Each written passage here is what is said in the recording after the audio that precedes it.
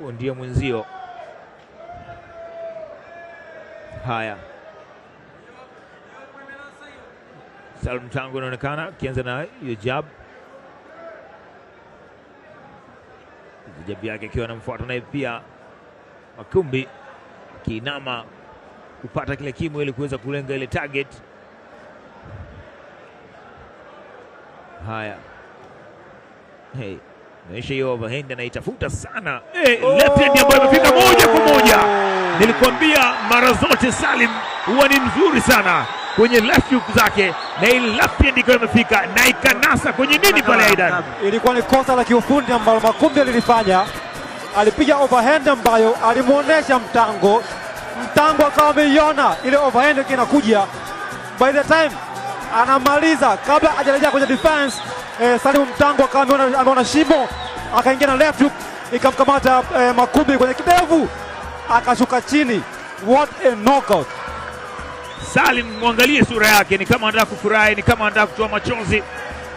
Huyo hapo, huyo anamuita Messi wa ngumi. Ni bondia ambaye amekuwa anawavutia watu wengi ambao wanafuatia mchezo huu wa boxing, na hizi ni shughuli zake. Kama ulizani ni kwa mara ya kwanza kwenye mapambano 21 ambao ameshinda, basi alikuwa na KO 12. Na umeona hapo ni bondia kutoka Tanga, na vile vile mwisha kiongozi wake pia kutoka. Tazama hiyo hapo, left hand ikafika na akaenda moja.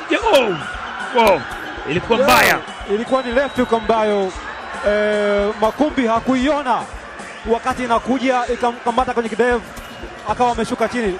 Ngumi ambayo hauioni ikiwa inakuja ndio ngumi ambayo mara zote huwa inakuletea shida, na ndicho ambacho kimetokea hapo. Makumbi hakuona ile left hook ambayo Mtango aliingia nayo, ikamkuta akiwa iko wazi, kidevu kiko juu. Ilikuwa ni katika round ya pili, dakika ya kwanza, sekunde ya 43. Kilichotokea kupitia knockout kinamfanya kutoka red corner Salim Jengo ndiye mshindi.